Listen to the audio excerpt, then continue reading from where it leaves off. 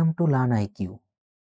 আজকের টপিকটি তোমরা দেখলেই বুঝতে পারছো যে আমি সিম্পলিফিকেশন করাচ্ছি। তো আজকের টপিকটি হচ্ছে সার্টস অ্যান্ড ইন্ডাইস, করণী ও সূচক। এই টপিকটি থেকে কিন্তু তোমাদের এক্সামে প্রচুর অঙ্ক আসে এবং তোমাদের আসন্ন যে এক্সাম প্যাটার্ন, সেই প্যাটার্নের সিলেবাস ধরেই কিন্তু এই অঙ্কগুলো করানো হচ্ছে। এই সার্টস অ্যান্ড ইন্ডাইস থেকে কিন্তু তোমাদের প্রশ্ন আসবেই এবং এটা না করলে কিন্তু তোমরা প্রচুর কিছু মিস করবে। তো দেখো তোমরা পুরো ভিডিও, আশা করি তোমাদের ভালো লাগবে এবং অনেক উপকার হবে। এই যে সার্ডস, ঠিক আছে, এই কথাটির অর্থ হচ্ছে করণী। তাহলে করণী, করণী জিনিসটা কি? এই যে আমাদের রুট ওভার বা বর্গমূল বলি, বা এরকম কোনো দাগের তলায় কোনো সংখ্যা যদি থাকে সেটাকে আমরা কিন্তু করণী বলি। এক্স থাকতে পারে, ওয়াই থাকতে পারে, এখানে কোনো ডিজিট থাকতে পারে, root over two, root over five, root over four, বা যাই থাক না কেন, ঠিক আছে, এরকম যদি কিছু থাকে তাহলে কিন্তু আমরা সেটাকে করণী বলবো। এইখানে কিছু নেই মানে কিন্তু ২ আছে। ঠিক আছে? কিছু না থাকলে কিন্তু এটা ২। সেইজন্য কিন্তু আমরা বর্গমূল বলি। হ্যাঁ?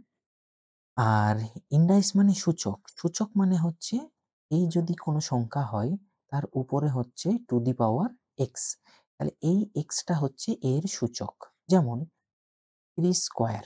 তাহলে এই যে স্কোয়ার ২ টা হচ্ছে ৩ এর সূচক।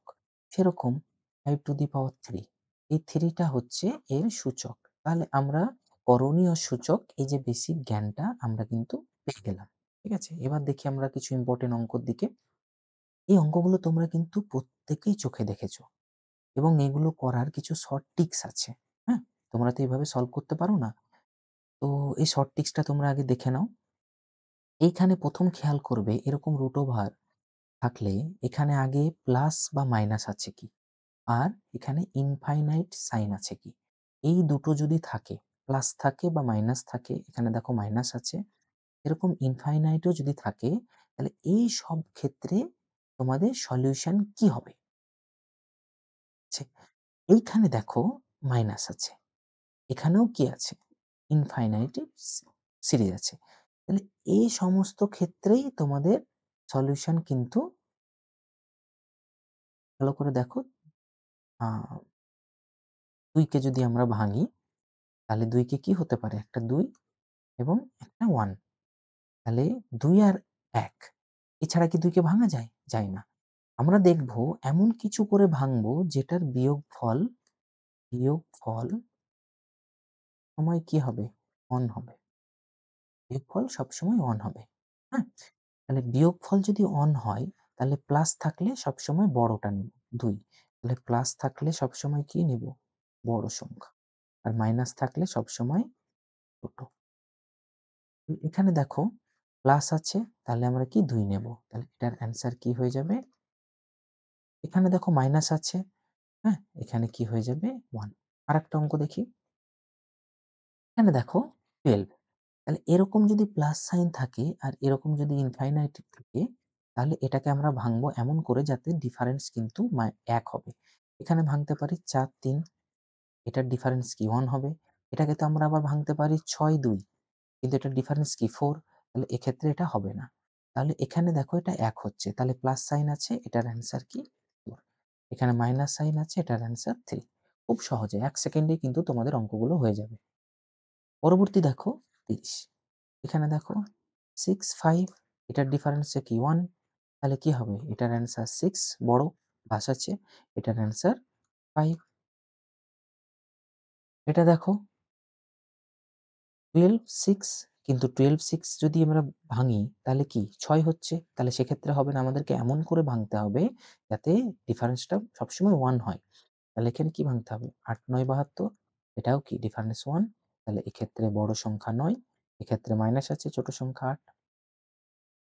এখানে কি দেখো 12, 11, তাহলে এটার বিয়োগ করলে কত হয়? 1 হচ্ছে। তাহলে এক্ষেত্রে বড় সংখ্যা 12 আর এক্ষেত্রে ছোট সংখ্যা 11। এই যে ১০ টা অঙ্ক তোমাদের এই কারণে করানো হলো যাতে তোমাদের রিপিটেশন হয়ে যায় এবং তোমাদের মেমোরিতে চলে আসে। তোমাদের যেন আর ভুল না হয়। কিন্তু একটাই জিনিস, এই সাইন দুটো কিন্তু খেয়াল করতে হবে। কেন খেয়াল করতে হবে? তোমরা পরবর্তী অঙ্কতে বুঝতে পারবে। এই হয়ে গেল তোমাদের টাইপ 1। এই দেখো টাইপ 2, এখানে কিন্তু কোনো প্লাস মাইনাস নেই, কিন্তু সাইন আছে। তাহলে এটা তোমাদেরকে খেয়াল করতে হবে, প্লাস মাইনাস নেই। এরকম যদি কিছু থাকে তাহলে এটার অ্যান্সার চোখ বন্ধ করে যা আছে তাই। এটার অ্যান্সারও চোখ বন্ধ করে যা আছে তাই। এটারও দেখো 7, এটারও দেখো 3। তাহলে বুঝতে পারছো? এখানে প্লাস মাইনাস থাকলেই কিন্তু সেই আগের পদ্ধতিতে হয়ে যেত। এটা কিন্তু তোমাদেরকে অবশ্যই খেয়াল করতে হবে। টাইপ 1 এর সঙ্গে টাইপ 2 এর এই ডিফারেন্সটা। তারপর দেখো টাইপ 3। ওইখানে আমরা কি দেখলাম? √2 আছে, এখানে ইনফাইনাইট আছে। এখানে দেখো কোনো প্লাস মাইনাসও নেই, আবার কোনো ইনফাইনাইট সিরিজও কিন্তু নেই। এখানে ডট, ডট, ডট, ডট ইনফাইনিটিও নেই, আবার প্লাস মাইনাসও কিন্তু নেই। তাহলে এক্ষেত্রে আমাদের কি করতে হবে? এক্ষেত্রে আমাদের একটা ফর্মুলা আছে, সেটা মনে রাখতে হবে যে 5, তাহলে আমরা এই জায়গাটায় 5 ধরে নেব। ওকে? যা থাকবে তাই। তাহলে এখানে একটা দাগ দিয়ে দেব। তার উপরে আমরা এখানে কটা 5 আছে? 1, 2, 3। তাহলে এক্ষেত্রে আমরা সবসময় করব কি? নিচে 2 টু দি পাওয়ার 3। কটা আছে 5? 1, 2, 3। তাহলে 2 টু দি পাওয়ার 3। ওকে? আর এক্ষেত্রে আমরা 2 টু দি পাওয়ার 3 আমরা এখান থেকে কাউন্ট করব। তাহলে কিভাবে করব? 2 টু দি পাওয়ার 2 প্লাস এটা কম নেব। 2 to the power 1 plus 2 to the power 0। কত হচ্ছে? এখানে দাগ 2 to the power 4 plus 2 plus 1, তাহলে কত হচ্ছে? এখানে এটা 8, তাহলে 5 টু দি পাওয়ার 7/8। এটা আরেকভাবে করা যায়, যেটা হচ্ছে তোমাদের 5 2 to the power n minus 1/2 to the power n।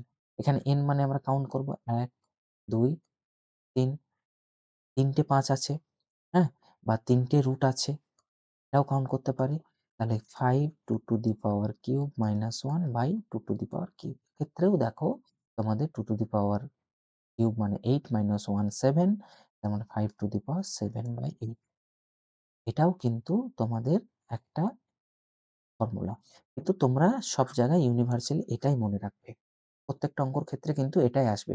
যদি বর্গমূল মানে এরকম এগুলোতে তো 2 আছে, তাই না? সেক্ষেত্রে কিন্তু এই পদ্ধতিটাতে কিন্তু হবে। যেমন একটা অঙ্ক যদি এরকম আসে 3 3 3, হুম? এগুলো 5 এর জায়গায় 3 আছে, হ্যাঁ? এখানে 3 টা, ঠিক আছে? তাহলে এক্ষেত্রে কিন্তু তোমরা ফর্মুলাতে করে নিতে পারবে। 2 টু দি পাওয়ার কটা আছে? 1, 2, 3, তাহলে 2 to the power 3 minus 1/2 to the power 3। তাহলে এক্ষেত্রে কি হবে? 3 টু দি পাওয়ার, এখানেও তাই 7/8। এই পদ্ধতিতেও করতে পারো। তো পরবর্তীতে অঙ্কটা দেখো, এক্ষেত্রে এটা ঠিক। পরবর্তী দেখো, এইখানে যদি তোমাদের এখানে করণীতে 3 থেকে যায়, কিউব রুট, যদি তোমাদের কিউব রুট থাকে, কিউব রুটের ক্ষেত্রে কিন্তু এটা টাইপ 4। তাহলে কিউব রুটের ক্ষেত্রে কিন্তু ওই ফর্মুলাটা অ্যাপ্লিকেবল হবে না। যদি তোমাদের x টু দি পাওয়ার কি 2 to the power n minus 1/2 to the power n, x এর জায়গায় কি ডিজিটগুলো, তাহলে এই ফর্মুলাটা কিন্তু স্কোয়ার রুটের ক্ষেত্রে অ্যাপ্লিকেবল। Square root. সেই জন্য আমি বলেছি সবসময় কি এই ফর্মুলাটা মনে রাখবে। এটা ইউনিভার্সাল। ওকে? এখানে কিউব রুটের ক্ষেত্রে দেখো কি হবে? 7 আছে। তাহলে আমরা এখানে 7 বসিয়ে দিলাম। ওকে? এখানে আমরা একটা দাগ দিয়ে দিলাম। 2 টু দি পাওয়ার কটা? 1, 2, 3, 4, 2 টু দি পাওয়ার 4 এতদূর হয়ে গেল। হ্যাঁ? এবার 2 টু দি পাওয়ার 4 আছে, তাহলে আমরা ডান দিক থেকে 2 টু দি পাওয়ার কিউব নেব। এক ঘর কম। Plus 2 to the power square plus 2 to the power 1 plus 2 to the power 0। তাহলে কি? 7 2 টু দি পাওয়ার 4 মানে কি? 16, না সরি, এখানে 2 হবে না, এখানে 3 হবে। মিস্টেক। এখানে 3 হবে। 3 আছে, তাহলে এখানে কিন্তু 3 হবে। Okay? 3 to the power 3, 3 to the power 2, okay? 3 to the power 4 কি হয়? ৩ তিরিক্ষে ৯, ৩ ৯ ২৭, ২৭ ৩ 81। এক্ষেত্রে কি হবে? 27 plus 9 plus 3 plus 3 to the power 0, কোনো কিছুর পাওয়ারে 0 থাকলে 1। তাহলে এক্ষেত্রে হবে কি? ১০ ৩ ১৩ ২৭ ৪০। 7 টু দি পাওয়ার 40/81। খুব ইম্পোর্টেন্ট অঙ্ক। প্রিভিয়াস ইয়ারে কিন্তু PYQ, প্রিভিয়াস ইয়ার কোয়েশ্চেন এটা। অনেক পরীক্ষাতেও কিন্তু এসেছে। রেলে, এনটিপিসি, হ্যাঁ? আরআরবি, এনটিপিসি, গ্রুপ ডি কিন্তু এই এক্সামগুলো এসেছে। ঠিক আছে? তাহলে তোমরা এই ফর্মুলাটা মনে রেখো। এটা কিন্তু কেবলমাত্র স্কোয়ার রুটের ক্ষেত্রেই মনে রাখবে। দেখো এখানে 2 আর এই ক্ষেত্রে এটা স্কোয়ারও হবে, কিউব রুটে হবে। কিউব হলে এখানে 3 হয়ে যাবে আর স্কোয়ার হলে 2 বসবে। ওকে? তোমরা একটু প্র্যাকটিস করো, তোমাদের কিন্তু আর কোনো সমস্যা হবে না। এটা খুব জোর করতে তোমাদের 5 সেকেন্ড সময় লাগবে। ঠিক আছে? পরে দেখো টাইপ 5, এই অঙ্কগুলো খুবই ইন্টারেস্টিং। যেই সলিউশন গুলো তোমরা এর আগে দেখছিলে দেখো ১ম এ এই যে √2, ঠিক আছে? এখানে ২ ছোট বড় আমরা নিচ্ছিলাম। এবার এই ক্ষেত্রে দেখো সেই রকমই আমরা যদি এখানে দেখো ডট ইনফাইনাইট এ আছে। তাহলে এরকম কোনো যদি সিরিজ থাকে তাহলে সেক্ষেত্রে আমরা সলিউশনটি কিভাবে করব? একটা জিনিস তোমাদেরকে খেয়াল করতে হবে, দেখো ৩ তাহলে ৩ এর ক্ষেত্রে আমরা ৩ এর পরের ডিজিট নেব কত? 4 নেব, 5 নেব, 6 নেব। প্লাস আছে তাহলে কি আমরা ডান দিকে যাব।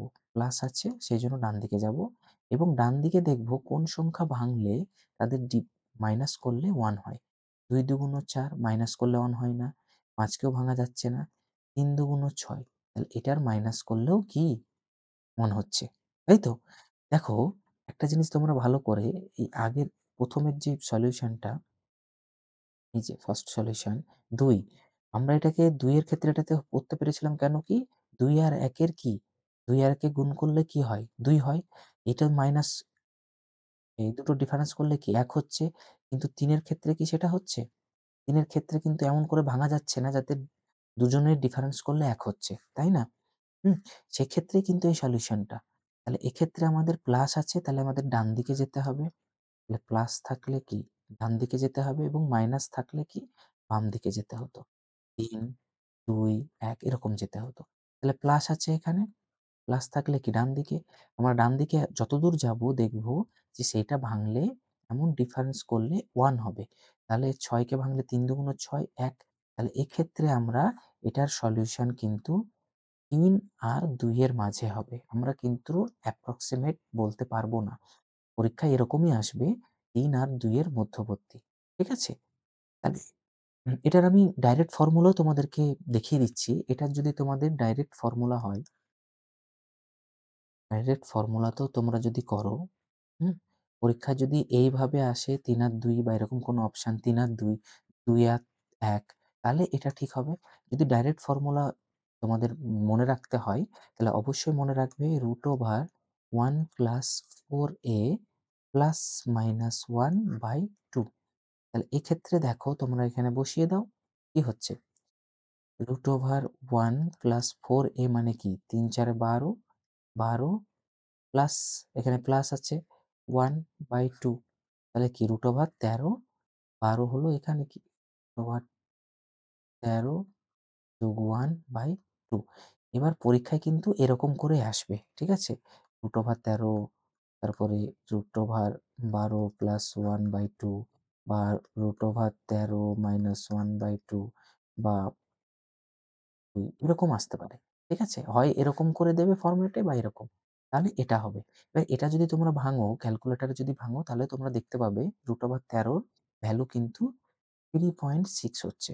তাহলে 3.6 প্লাস 1 কি হচ্ছে? 4.6/2 তাহলে 4.6/2 করলে কত হচ্ছে? 2.3। এই যে দেখো 2.3 এই ৩ আর ২ এর মাঝামাঝি সংখ্যায় একটা কোনো সংখ্যা, মাঝামাঝি বলছি না। ৩ আর ২ এ কি একটা কোনো সংখ্যা এর মধ্যে অবস্থান করছে। ঠিক আছে? তাহলে বুঝতে পারছো তোমাদের যেভাবে আসবে সেভাবে কিন্তু তোমাদের করতে হবে। ওকে?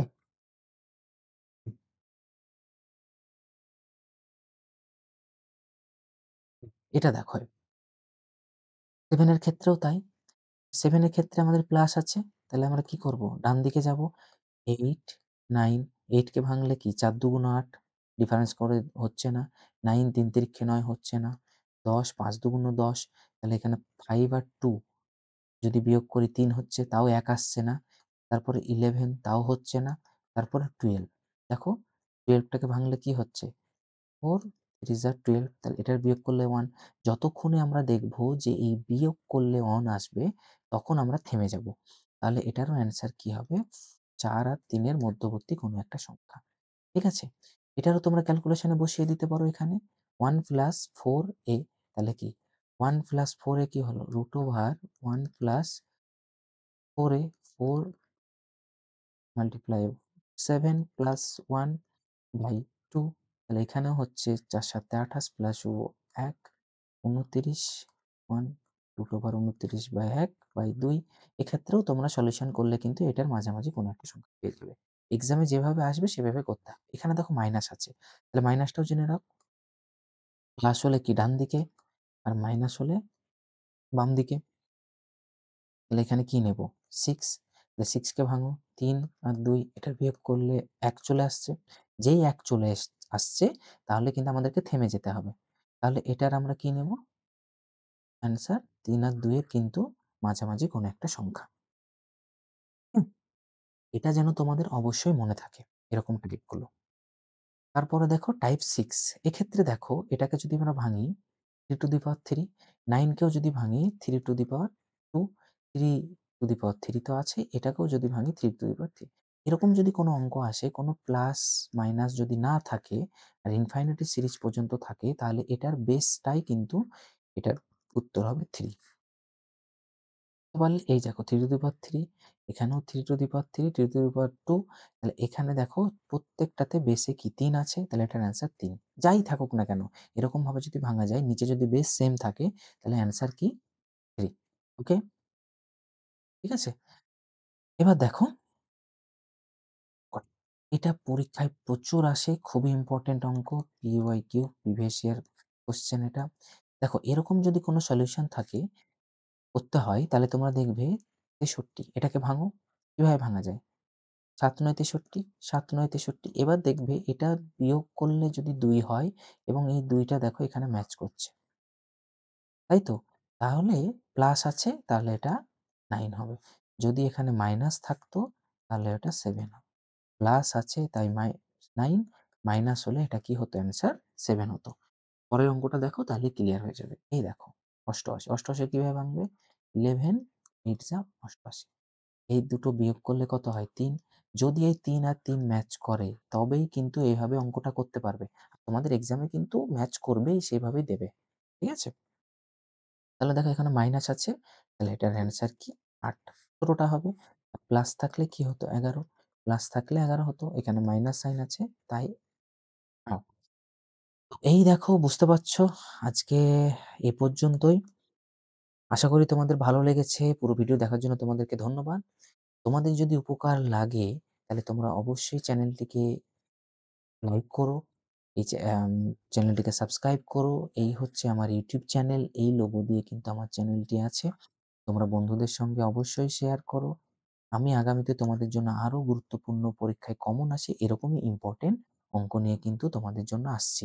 তোমরা অবশ্যই দেখো, তোমাদের অনেক উপকার হবে এবং এবং তোমরা খুব কম সময়ের মধ্যে ৫ থেকে ১০ সেকেন্ডের মধ্যে কিভাবে অঙ্ক করতে পারো, সেটার জন্যই কিন্তু আমার প্রচেষ্টা। Thank you.